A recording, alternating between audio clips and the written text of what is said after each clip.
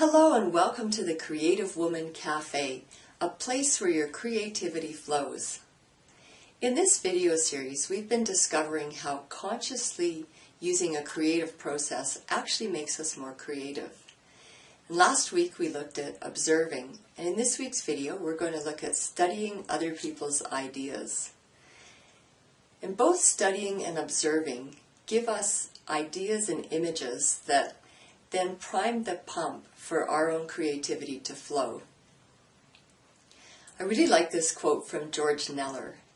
It seems to be one of the paradoxes of creativity that in order to think originally, we must familiarize ourselves with the ideas of others.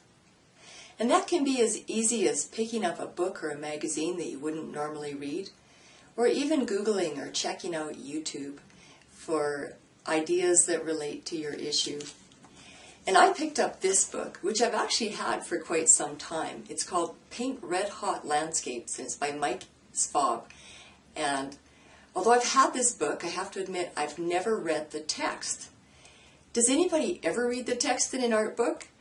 I just find I'm so seduced by the photographs that I never quite get around to reading the text. But that's a habit that I plan to change, because I learned something in this book that I don't know how long it would have taken me to figure out on my own. And that's that warm paintings outsell cool ones by a country mile. And I took this information into a gallery and I checked it out, and sure enough, artists are finding all kinds of different ways to add warm colors into paintings that otherwise would be quite cool, like say a landscape, for example. So I've taken this information, and what I'm going to do is generate lots of ideas by doing really small, quick paintings, and those are some of them behind me there. And that way I can just play with color, temperature, and how it affects the paintings I'm doing. So now we've looked at all three parts of preparation, which is the first stage of the creative process.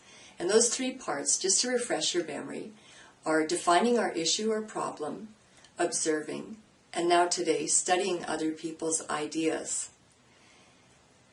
And so by doing this step, the preparation, what we've done is we've given our mind all kinds of great ideas and images, and now we just let them float around. We don't try to put them in any kind of linear order or force a solution. We just let the images and ideas call to one another in a stage that's called incubation.